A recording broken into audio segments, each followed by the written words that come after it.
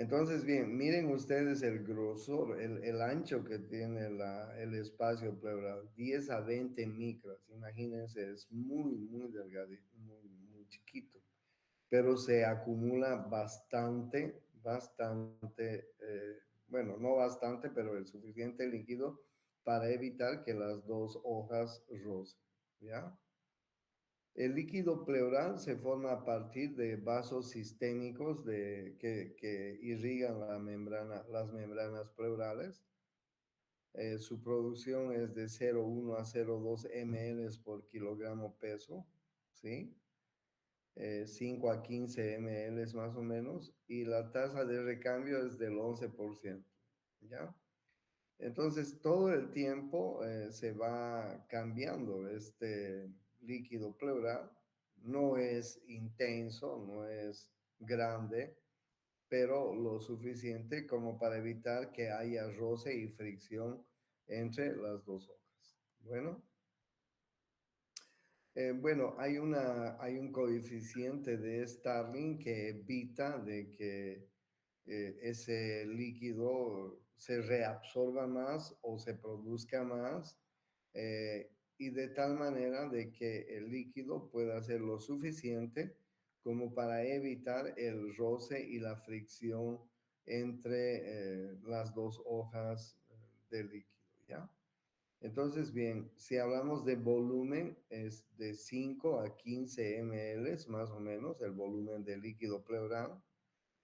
Tiene un contenido de células entre 1000 a 5000.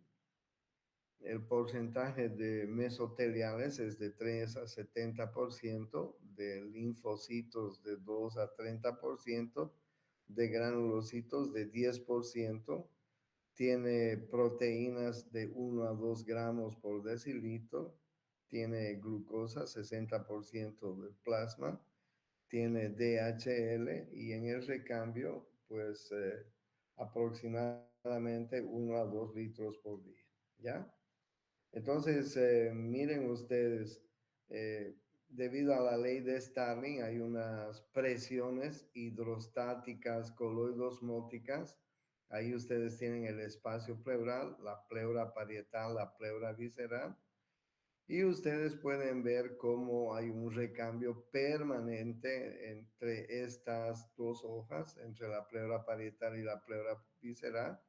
Y al mismo tiempo ustedes pueden ver también cómo las presiones hidrostáticas, coloidosmóticas capilares son las que van a influir en la formación y el recambio del líquido pleural, ¿sí?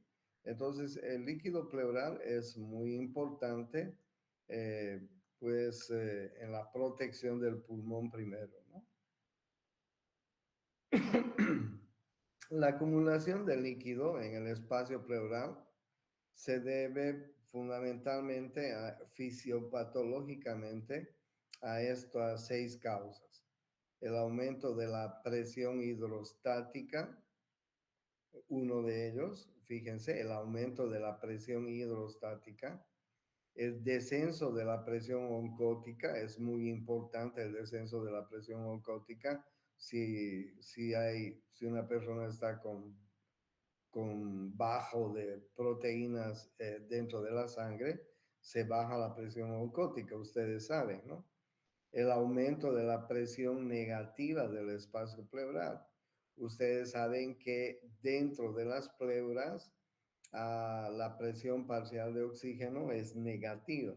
Esa presión parcial de oxígeno negativa, en función a la presión parcial del medio ambiente, hace que el pulmón pueda expandirse, ¿sí? Es muy importante la presión parcial de oxígeno negativa intrapleural, es decir, en la cavidad pleural, ¿sí? Si esto cambia, pues obviamente las presiones van a cambiar y obviamente el líquido pleural también va a cambiar. Aumento de la permeabilidad capilar, alteración del drenaje linfático y paso de líquido desde la cavidad peritoneal. Entonces, fíjense las causas que pueden aumentar, que pueden acumular el líquido en el espacio pleural.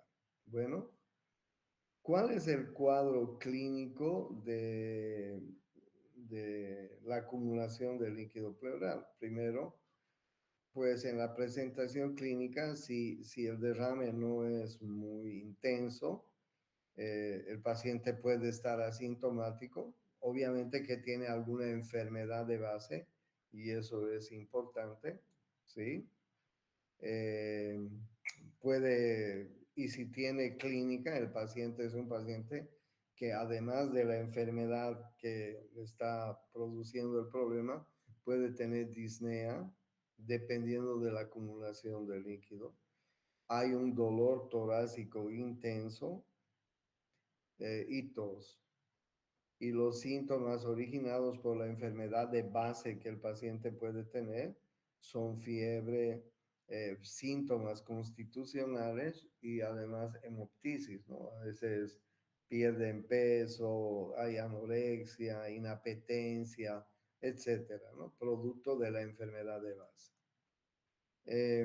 La disnea, el dolor torácico y la tos son los tres síntomas cardinales del derrame pleural.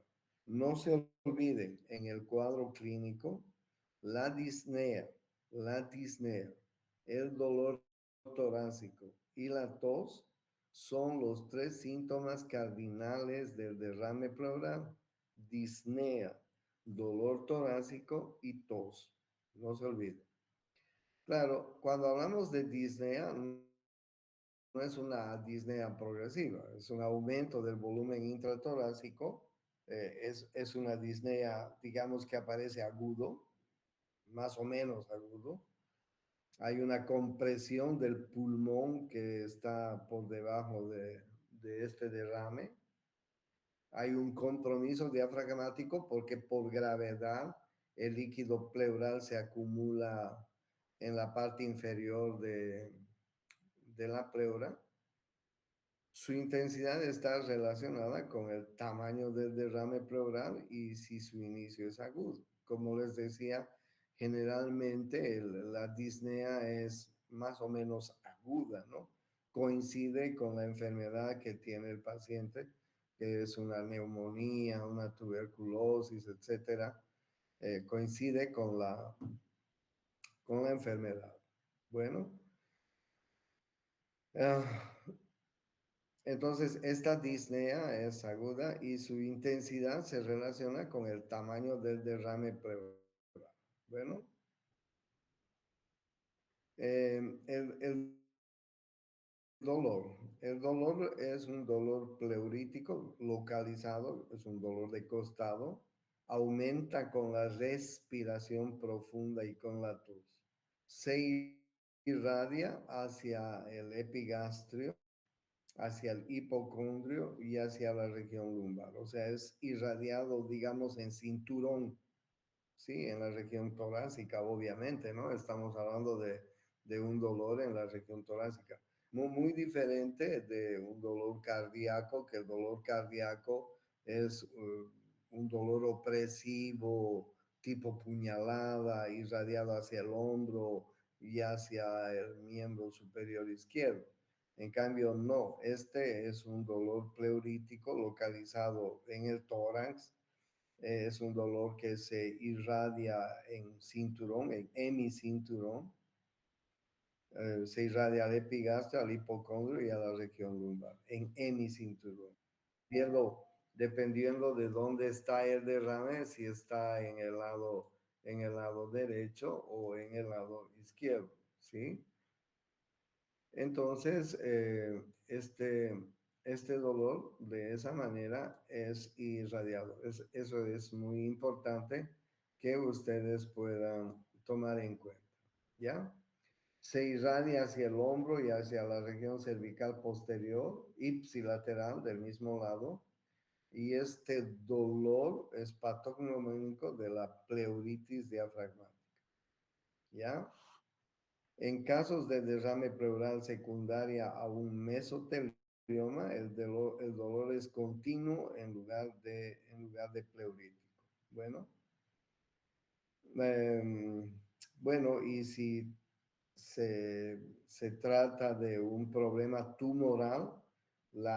El tumor a veces se puede irradiar, infiltrar hasta la costilla y el dolor aumenta, ¿no? Porque las costillas son también bien inervadas. Entonces, a este tipo de dolor torácico se le llama dolor pleurítico, que es un dolor localizado que aumenta con la respiración profunda y con la tos.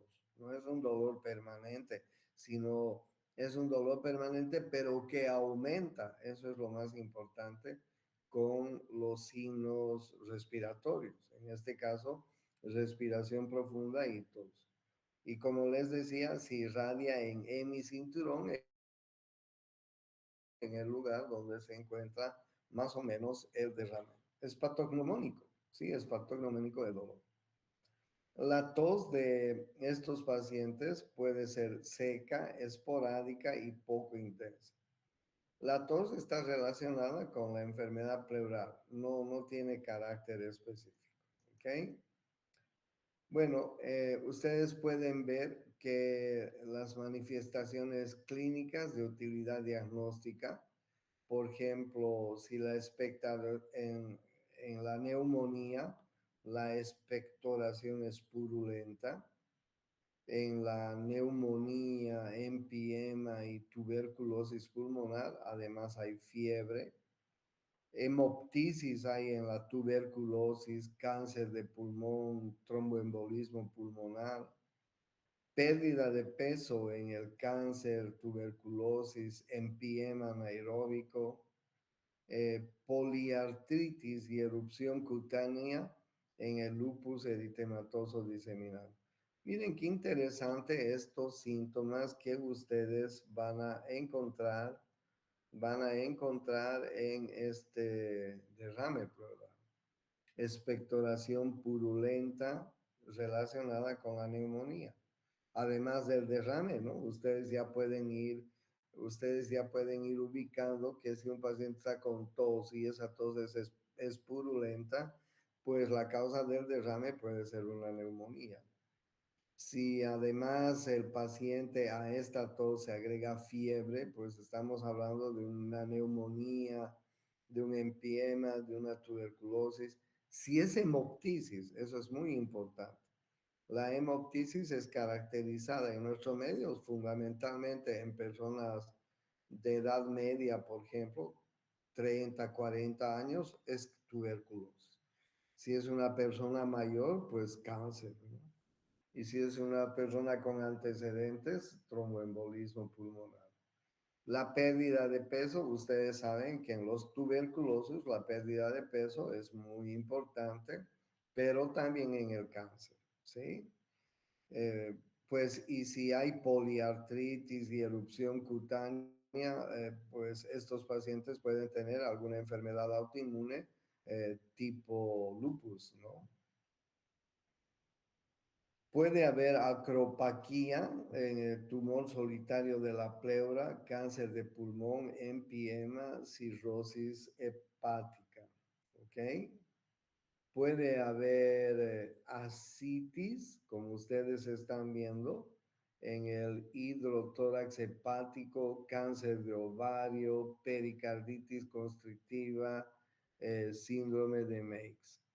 Puede haber distensión venosa yugular y edemas en la insuficiencia cardíaca y en la pericarditis constrictiva. ¿Sí? Puede haber edema en esclavina en el síndrome de la vena cava superior, ¿no? Y así ustedes pueden ver que hay eh, varios, varios tipos de síntomas dependiendo de la enfermedad. Como ustedes están viendo, o mejor dicho, signos que nos ayudan a más o menos orientarnos en el diagnóstico, ¿no?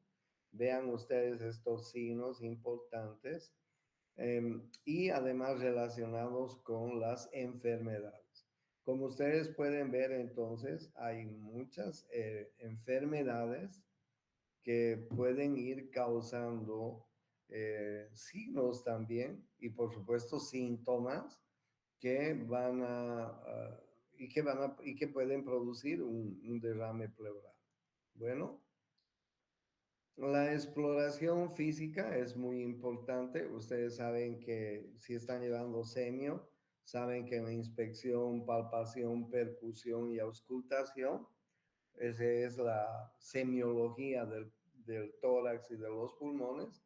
Inspección, palpación, percusión y auscultación.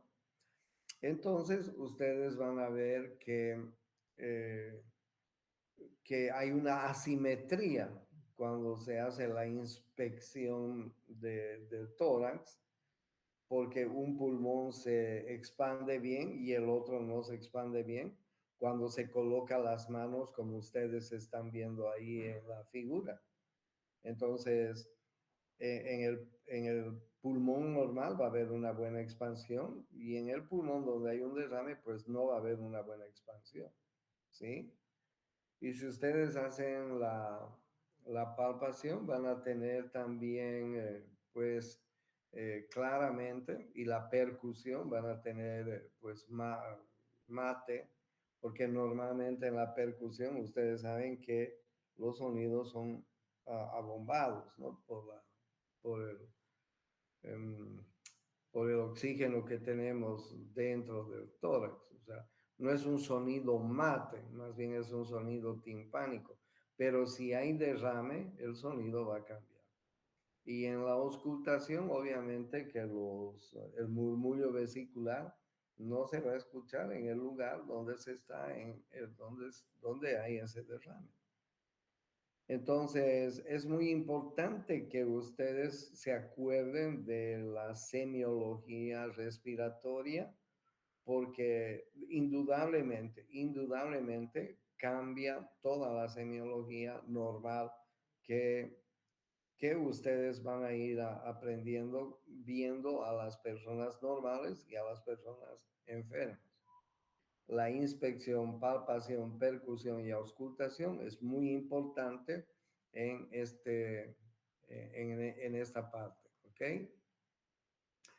Em, Ustedes pueden ver ahí en la figura cómo la percusión pues va a cambiar muy claramente, porque en el lugar donde hay derrame, en la percusión va a haber matidez en lugar de timpanismo.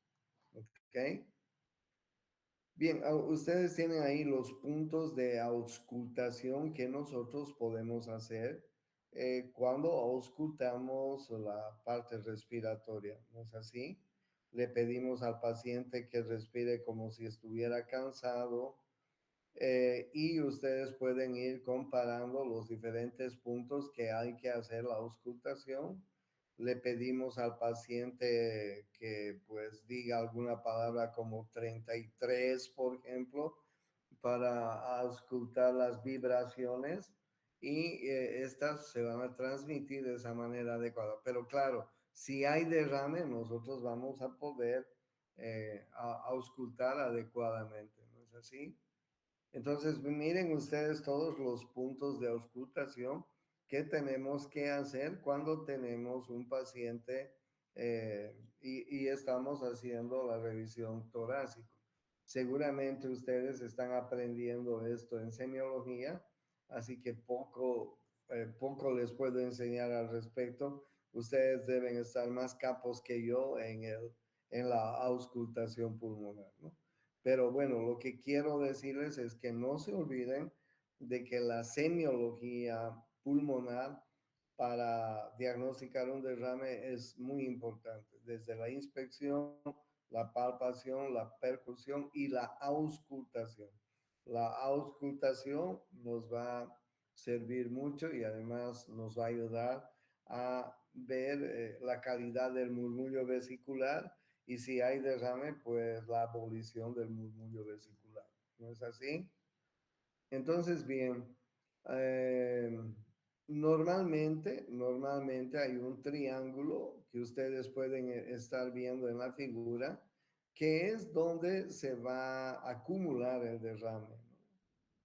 ya les decía, por gravedad, en la parte inferior es donde se acumula el derrame y donde nosotros generalmente vamos a encontrar con mucha frecuencia los cambios de matidez, de percusión, etcétera, cuando hacemos el examen físico en un paciente, ¿no? Esto es muy importante. Ustedes pueden ver estas curvas que les estoy mostrando en la figura y que son también típicas de un derrame. ¿Ya? ¿Cuáles son los estudios complementarios que se hacen, que se piden cuando tenemos una de estas patologías?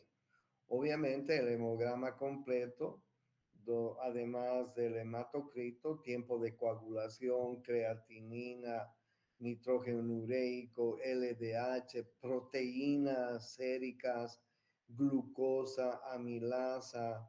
Miren ustedes la cantidad de exámenes que nosotros podemos pedir. Nitrógeno ureico, colesterol, bilirrubinas, etcétera. ¿Ya? Sí, dependiendo de la patología que estemos sospechando, ¿no? Si es una neumonía, tal vez no sea necesario pedir un hepatograma, pero, o si es una insuficiencia cardíaca, pero pues si estamos sospechando o no tenemos el diagnóstico específico, tal vez sería bueno pedir pues una serie de estudios completos como el que les estoy diciendo, en el caso de un cáncer, en el caso de una tuberculosis, etcétera, sería bueno pedir todos estos estudios, ¿no? La radiología, obviamente, la radiografía es muy importante. La radiografía simple de tórax, la ecografía son pruebas muy claras que nos van a dar el diagnóstico, ¿no? Como ustedes pueden ver en la figura, el derrame pleural es muy claro en la radiografía. Miren cómo la imagen se muestra velada en el lugar donde está el derrame, ¿sí? Y para observarse un derrame pleural en una radiografía de tórax lateral, el volumen tiene que ser superior a 75 ml.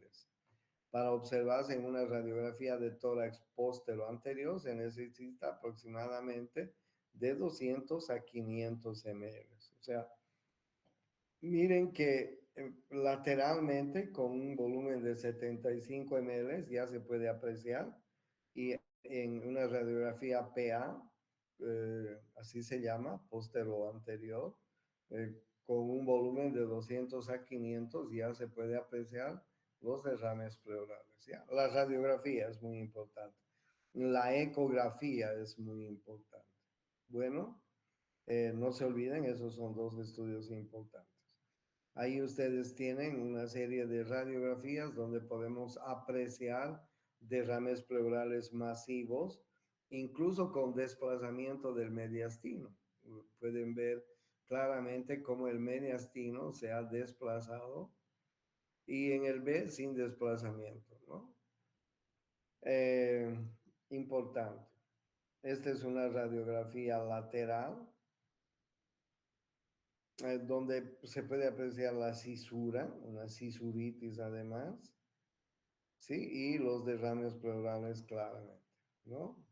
La ecografía también es muy importante en manos de un buen ecografista, porque el ecografista y la ecografía nos va a transmitir, miren, el espacio pleural y el derrame, que claramente se puede apreciar en una ecografía, ¿no? Miren ustedes, derrame pleural de bajo grado, entre las flechas se muestra el líquido pleural acumulado en el espacio pleural, ¿ya? Entonces la ecografía es muy importante porque nos puede dar un buen parámetro, porque además nos puede decir si hay engrosamiento de las membranas pleurales, si hay nódulos, si hay engrosamiento diafragmático. Miren qué importante, ¿no? La ecografía nos puede dar estos parámetros importantes. Engrosamiento pleural mayor a 1 centímetro, si hay nodularidad pleural, si hay engrosamiento diafragmático mayor a 7 milímetros, ¿sí? Y también nos puede evaluar la toracocentesis si es que vamos a hacer una toracocentesis al paciente, ¿ok? Y por supuesto, radiografía, ecografía y tomografía son estudios que nos van a dar un buen parámetro del derrame pleural, ¿ya? Bueno, hay otros estudios que son más de especialidad, como ustedes están viendo en la figura, tomografía por emisión de positrones, resonancia magnética, etcétera, que son estudios de especialidad. Si es que se está sospechando de derrames pleurales donde hay alguna patología mucho más complicada, como un cáncer, como un tumor, etcétera. ¿Ya? Bien. La broncoscopía. La broncoscopía está indicada cuando coexisten síntomas bronquiales, como por ejemplo hemoptisis, cambios en la tos, cambios en la expectoración, y cuando además existen datos radiológicos como nódulos, masas y obstrucción bronquial. Entonces, hacer una broncoscopía, como ustedes están viendo, estaría indicada, pero en estos casos, ¿no? Si tenemos una hemoptisis, hemoptisis producto de un cáncer, de una tuberculosis, si los cambios en la tos son muy importantes, en la expectoración, y si además encontramos datos radiológicos como nódulos, masas u obstrucción bronquial, broncoscopía. Entonces, miren cuántos estudios se puede hacer de un derrame pleural muy importantes, ¿no? La pleurocentesis. La pleurocentesis es un estudio que se hace, es una punción pleural.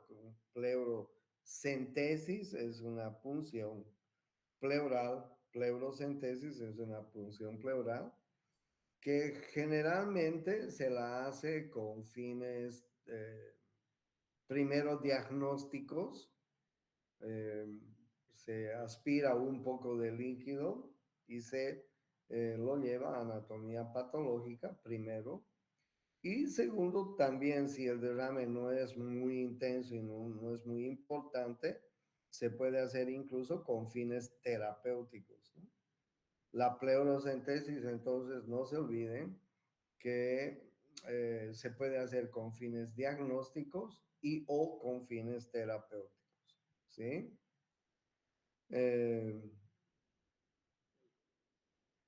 La pleurocentesis, esta pleurocentesis tiene algunas contraindicaciones que habría que tomarlas en cuenta. Por ejemplo, si hay una diatesis hemorrágica, un paciente anticoagulado, si los derrames son muy pequeños, si el paciente no es muy colaborador, si hay alguna infección cutánea, pues mejor no hacerla, ¿no? Pero en general las pleurocentesis son estudios o son punciones no muy dolorosas, y además se puede hacer con los pacientes si colaboran muy bien, ¿ya? Bien, entonces para hacer una pleurocentesis hay que posesionar al paciente, como ustedes están viendo, explicarle qué es lo que se va a hacer, se coloca un poco bueno, se hace la asepsia, antisepsia de la región, eh, y se lo coloca en esta posición al paciente, se hace la punción pleural. Es un método no muy cruento y además importante para hacer, ¿ya? Y además, después de la pleurocentesis, es importante hacer una radiografía de control, ¿no? Eso es importante también. Los aspectos macroscópicos del líquido pleural son también importantes. Si es amarillo pajizo, como ustedes ven en la figura, sin un significado específico, pero hay líquidos pleurales que tienen significados. Por ejemplo, si es hemático, puede ser neoplásico o traumático. Si es turbio, empiema. Si es lechoso, puede ser un quilotórax por problemas de colesterol. Si es de color negro, puede ser infección por hongos. Si es amarillo verdoso, puede ser una enfermedad autoinmune. Si tiene pus, puede ser un empiema. Y si es viscoso, puede ser un mesotelioma. Miren ustedes qué importante los aspectos macroscópicos del líquido pleural, cómo nos van orientando a saber el líquido pleural, ¿no? Entonces es importante el estudio del líquido pleural, ¿no? Si es un trasudado o si es un exudado. Bueno, entonces también es importante la cantidad de glucosa. Si la glucosa es menor a 60 miligramos por ciento, ese líquido puede ser compatible con un derrame paraneumónico, neoplasia, tuberculosis, artritis, hemotórax, lupus, en fin, ¿ya? Si el pH es menor a 7.2, puede ser compatible con empiema, derrame, tuberculosis, neoplasia, hemotórax, en fin. Entonces, es importante las diferentes determinaciones del líquido pleural. Si hay presencia de amilasa superior al límite normal sérico, puede ser compatible con una pancreatitis, una ruptura esofágica, una neoplasia.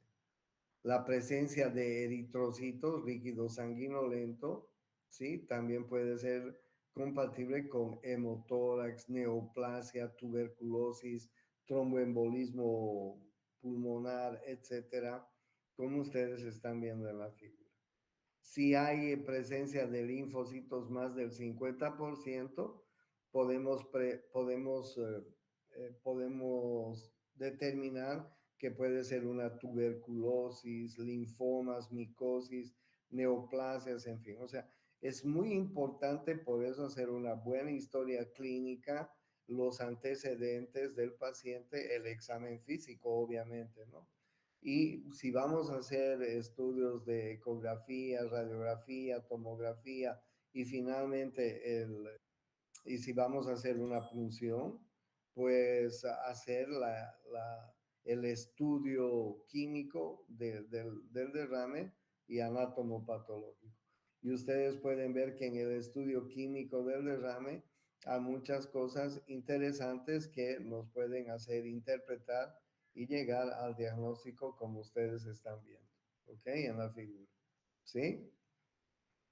Entonces, bien, las causas del derrame pleural tipo trasudado, las causas más frecuentes son la insuficiencia cardíaca, cirrosis hepática, hipoalbuminemia, diálisis peritoneal. Las causas menos frecuentes, hipotiroidismo, síndrome nefrótico, estenosis mitral y tromboembolismo. Si las causas del derrame pleural tipo exudado, las causas más frecuentes son un derrame paraneumónico, un tumor o tuberculosis, ¿sí? Y las causas menos frecuentes, infarto, artritis, enfermedad autoinmune, pancreatitis, síndrome postinfarto. Lo que nosotros generalmente encontramos en el medio son derrames tipo exudados, porque la mayor parte de los pacientes que tenemos en el medio o han hecho un foco neumónico, una neumonía, esta de una neumonía se ha hecho masiva y han hecho un derrame, o pacientes con tuberculosis o cáncer, ¿no? Entonces, en estos pacientes que son los que con más frecuencia podemos ver en la medicina general, el derrame pleural es tipo exudado, ¿ya? En cambio, si el derrame pleural es trasudado, ustedes pueden ver que hay otras causas que también son comunes, pero que no, digamos, no tienen mucho que ver con una causa pulmonar. En cambio, el examen de derrame pleural tipo exudado sí tienen que ver con una causa pulmonar, ¿no? Como puede ser una neumonía, una tuberculosis o un cáncer, ¿ok?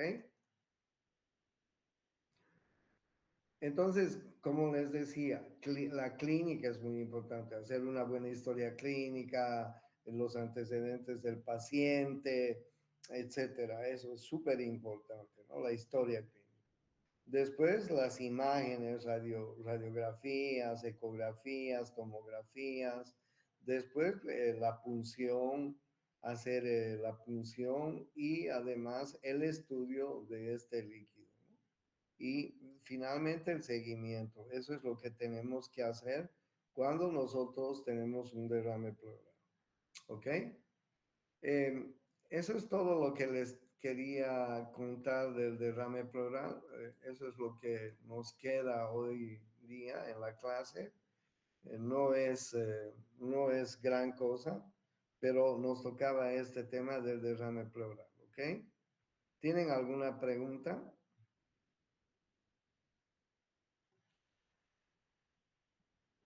Bueno, muchachos, nos vemos el día jueves en la clase. No se olviden que para el siguiente examen, que no me acuerdo, les voy a confirmar ahora más tarde, vamos a dar examen de respiratorio, pero como hay relación con cardiocirculatorio, van a entrar preguntas de cardiocirculatorio, ¿ok? Porque algunas preguntas del sistema respiratorio tienen relación con cardiocirculatorio. O sea, no podemos separar. O sea, que tienen que estudiar también cardiocirculatorio y respiratorio. ¿Ok? Bueno, nos vemos la siguiente clase. Chao, Hasta muchachos. luego, doctor. Hasta luego, doctor.